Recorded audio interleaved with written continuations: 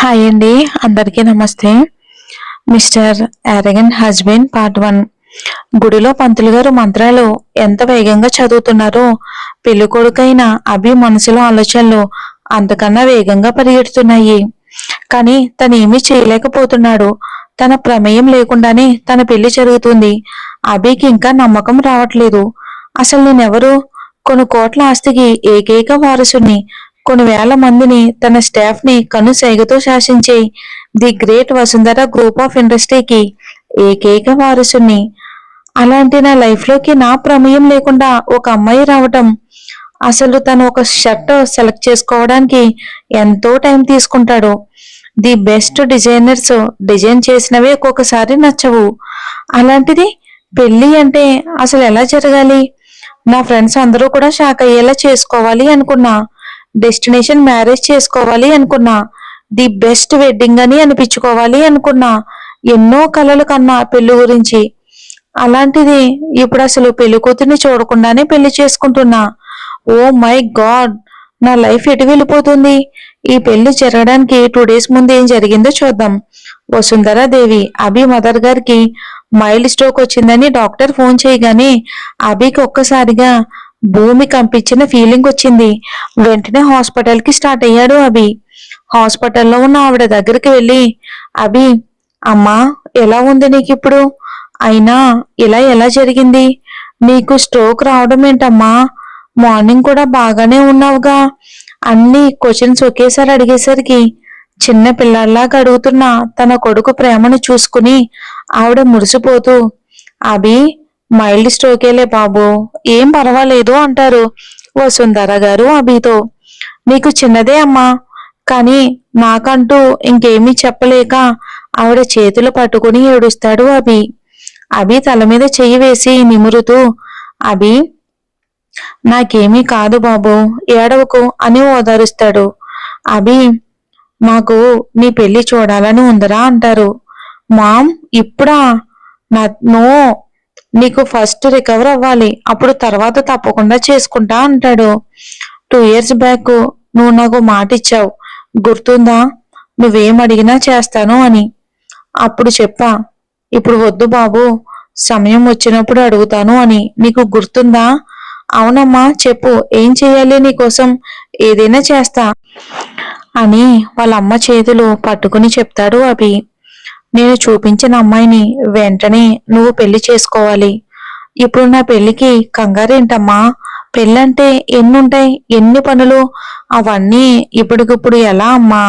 First నువ్వు కోలుకో, అప్పుడు నువ్వు చెప్పినట్టే తప్పకుండా చేసుకుంటాను అని చెప్తాడు అభి. అభి, ఈవెంట్ చేసేవాళ్ళు ఉన్నారుగా, వాళ్ళకి చెప్తే వాళ్ళే అన్నీ చూసుకుంటారు. నీకు తెలీదా? ఇదంతా మనకు కష్టమా చెప్పు? కష్టం కాదు. పోనీ ఫస్ట్ పెళ్లి చేసుకో, తర్వాత రిసెప్షన్ గ్రాండ్ గా నీకు కావలసినట్టు చేసుకో అని అంటారు. ఆవిడ అభికి ఏం చెప్పాలో అస్సలు అర్థం కాలేదు. లైఫ్ లో ఇంత పెద్ద డిసిషన్ ఇంత త్వరగా ఎలా తీసుకోవాలో అర్థం కాలేదు. ఇప్పుడు నువ్వు చెప్తే అమ్మ బాధపడుతుంది. అసలు తనకి హెల్త్ బాగోలేదు, ఏం చెప్పాలి అని ఆలోచిస్తాడు అభి. అమ్మా, నాకు ఈవినింగ్ దాకా టైం ఇవ్వు అని లేచి వెళ్ళబోతాడు.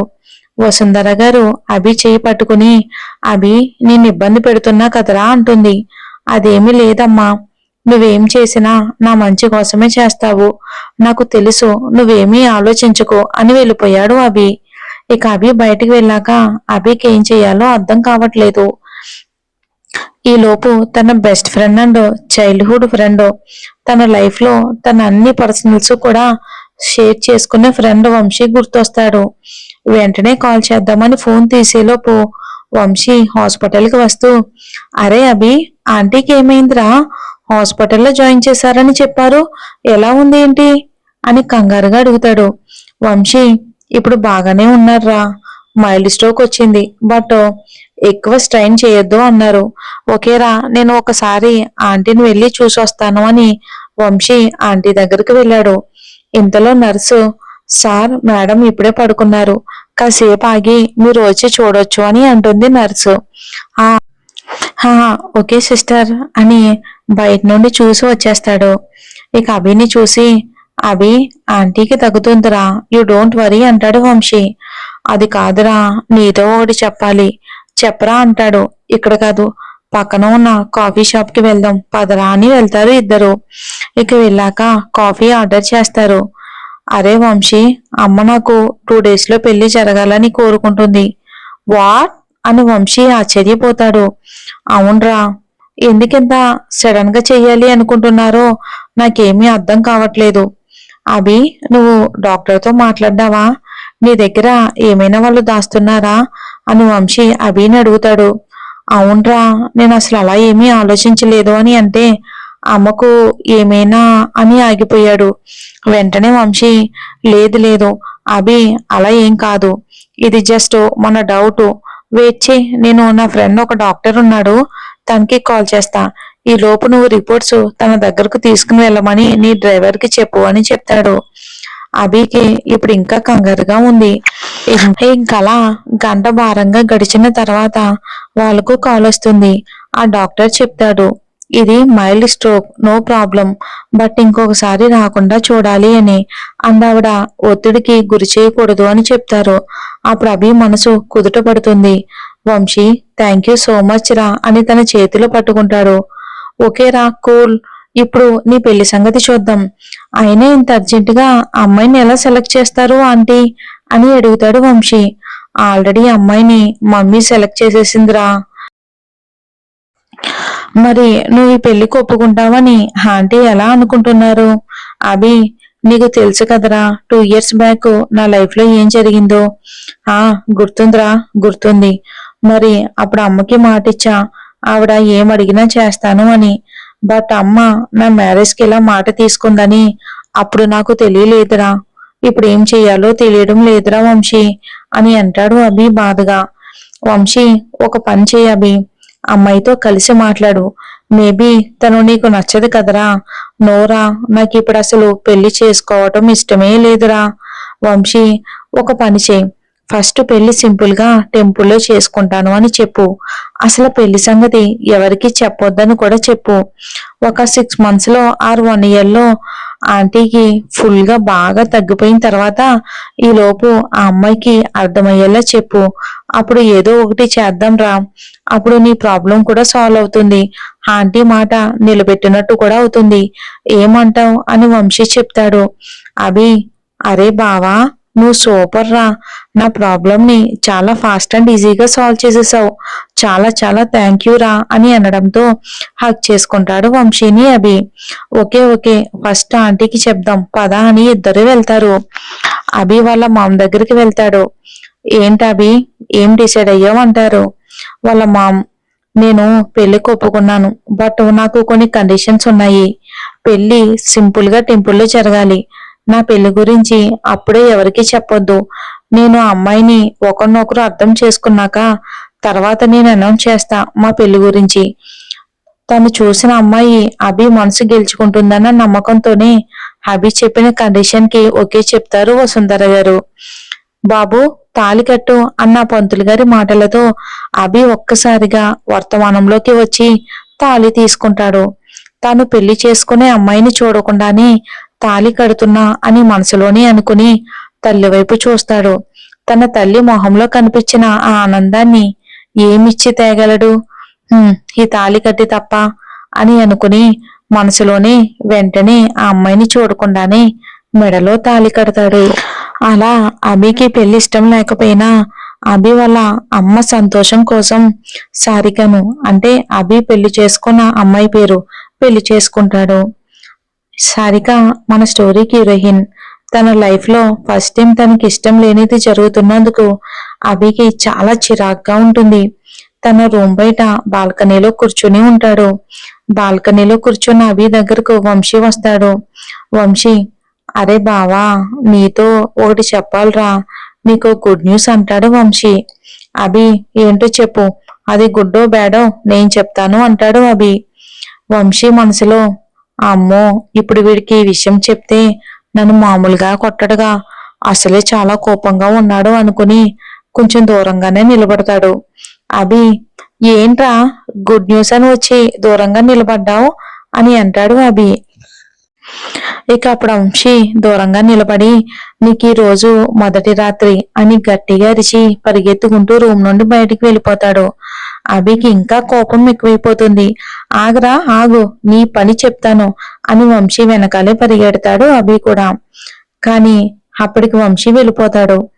అభి, ఒరే వంశీ, రేపు ఆఫీస్కి వస్తావు కదా, అప్పుడు చెప్తారా నీ పని అని మనసులోనే అనుకుంటాడు అభి.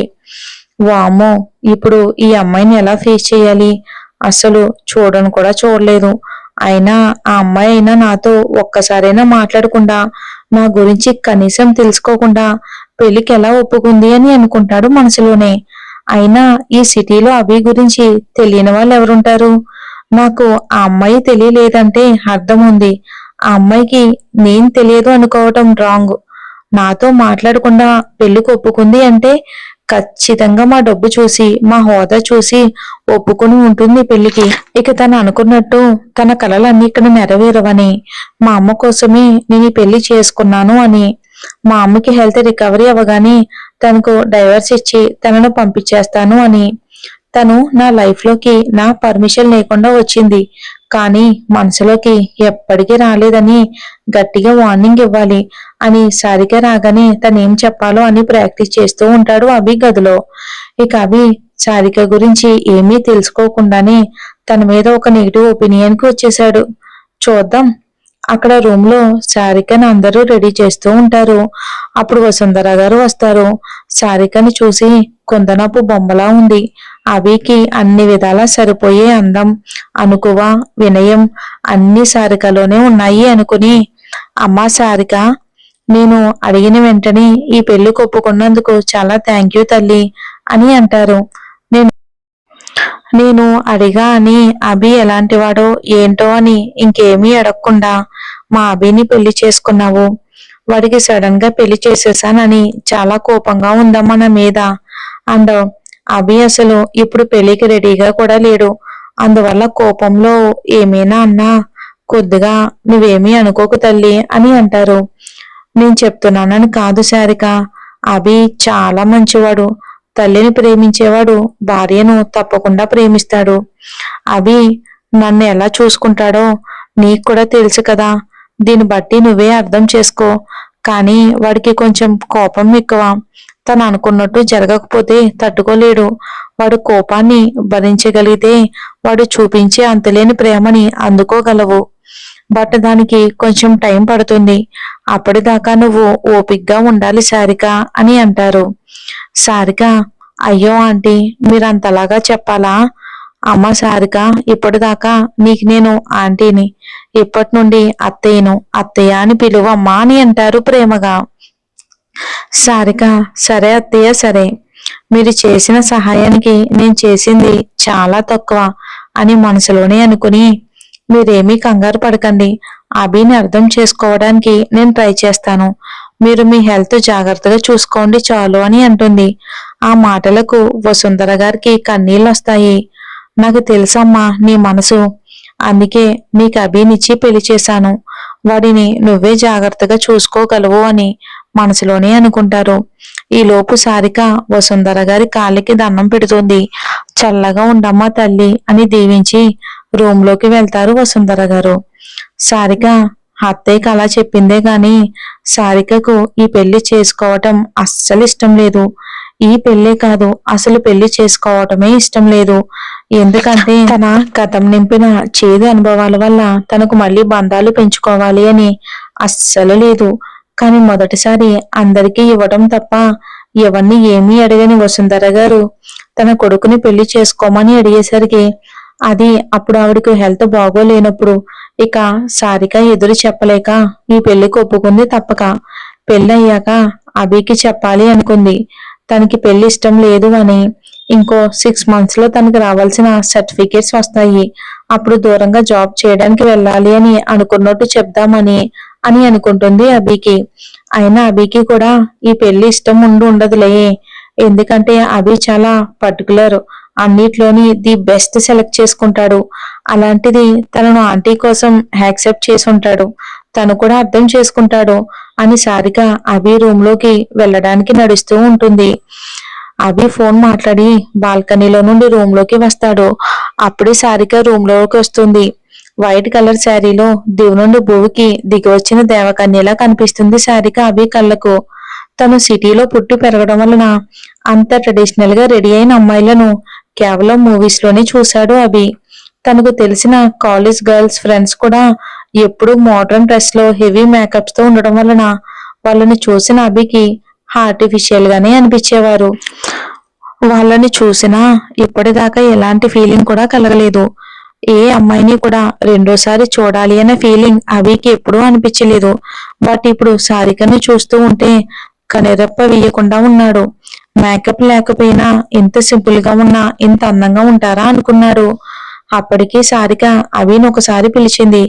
అభి ఏం మాట్లాడకపోవటం చూసి రేపు మార్నింగ్ మాట్లాడొచ్చులే, తను ఏదో డిస్టర్బ్ లో ఉంటాడు, పెళ్లి సడన్ గా జరిగింది కదా అని అనుకుని ఒక దిండు బ్లాంకెట్ తీసుకుని రూమ్ లో బెడ్ మీద పడుకోకుండా బెడ్ కింద పడుకుంది. అభి వెంటనే తేరుకుని ఛీ నేనేంటి ఇలా ఫ్రీజ్ అయిపోయాను, ఎప్పుడు అసలు అమ్మాయిలు చూడనట్టు అని అనుకుని తను చెప్పాల్సినవన్నీ ఒకసారిగా గుర్తు చేసుకుంటాడు అభి. చూస్తే ఎదురుగా సారిక కనిపించదు. మళ్ళీ ఇంకొకసారి రూమ్ అంతా చూస్తాడు. సారిక నేల మీద పడుకోవటం చూసి పర్వాలేదు, ఈ అమ్మాయికి తను ఎక్కడుండాలో బాగా తెలుసు అని అనుకుని అయినా తను చెప్పేది వినకుండా పడుకుని పోయింది, ఇప్పుడు ఎవరికి చెప్పాలి అనుకుని కోపంగా బాల్కనీలోకి వెళ్ళిపోతాడు. తన బాధ ఇప్పుడు ఎవరికో ఒకరికి చెప్పాలి అని ఆలోచిస్తూ వంశీకి కాల్ చేస్తాడు. వంశీ మంచి నిద్రలో ఉండటం వలన లాస్ట్ రింగ్ కి ఫోన్ లిఫ్ట్ చేస్తాడు. వంశీ ఫోన్ లిఫ్ట్ చేసి హా బావా చెప్పు, అయినా బిజీగా ఉంటావుగా, తీరిగ్గా ఈ టైంలో నాకు ఫోన్ చేసావేంట్రా అని అడుగుతాడు నవ్వుతూ వంశీ. రే నువ్వు కనుక రేపు నాకు కనబడితే నా చేతిలో చేస్తావురా నువ్వు అంటాడు అభి. వంశీ సారీ బావా, ఓకే ఎందుకు చేసావు అంటాడు. అవునరా మర్చిపోయాను, నువ్వు తనతో ఏదో చెప్పాలి అనుకున్నావు, చెప్పావా అని అడుగుతాడు వంశీ. లేదురా తను పడుకుని పోయిందని చెప్తాడు అభి. వాట్, అవునా, నీకు అసలు మాట్లాడే ఛాన్స్ ఇవ్వలేదా అని అడుగుతాడు వంశీ. మనసులో వామ్మో ఆ అమ్మాయి 10 నిమిషాలు వెయిట్ చేసింది, బట్ నేను చెప్పకుండా తనని అలా చూస్తూ ఉండిపోయాను అని చెప్తే నాతో ఆడుకుంటాడు ఇప్పుడు, కాబట్టి ఇప్పుడు వీడికి చెప్పకూడదు అనుకుని తను వచ్చాక నాకు ఫోన్ వచ్చిందిరా, నేను మాట్లాడి వచ్చేలోపు పడుకుని పోయింది అని అబద్ధం చెప్తాడు వంశీ. మార్నింగ్ నుండి పూజలు వ్రతాలు పెళ్లి పనులు కదరా, అలసిపోయి ఉంటుంది, తను ఇక్కడే ఉంటుందిగా, రేపు చెప్పొచ్చులే, ఇప్పుడు వెళ్ళి పడుకో ప్రశాంతంగా అని ఫోన్ పెట్టేస్తాడు వంశీ. అవి కూడా ఇంక చేసేదేమీ లేక బెడ్ పైన వెళ్ళి పడుకుంటాడు. బెడ్ కింద తన ఎదురుగా పడుకున్న సారికని చూసి ఎంతైనా మా మామ్ సెలక్షన్ గుడ్ అనకుండా ఉండలేకపోతున్నాడు. మళ్ళీ అయినా అందం చూసి మోసపోకూడదు, నా డ్రీమ్స్ అని కొలాప్ చేసిన ఈ అమ్మాయిని వదలను అని అటు తిరిగి పడుకుంటాడు. మరి ఇదన్నమాట ఫస్ట్ ఎపిసోడ్. మరి స్టోరీ నచ్చితే లైక్ చేసి కామెంట్ చేయండి, స్టోరీ కంటిన్యూ చేస్తాను. మీకు నచ్చితే తప్పకుండా స్టోరీ కంటిన్యూ చేస్తాను, జెన్యున్ గా కామెంట్ చేయండి. అలాగే సీజన్ 2 కూడా ఒక వన్ వీక్ లో ఇస్తానండి, డిసప్పాయింట్ అవ్వద్దు. Thanks for watching.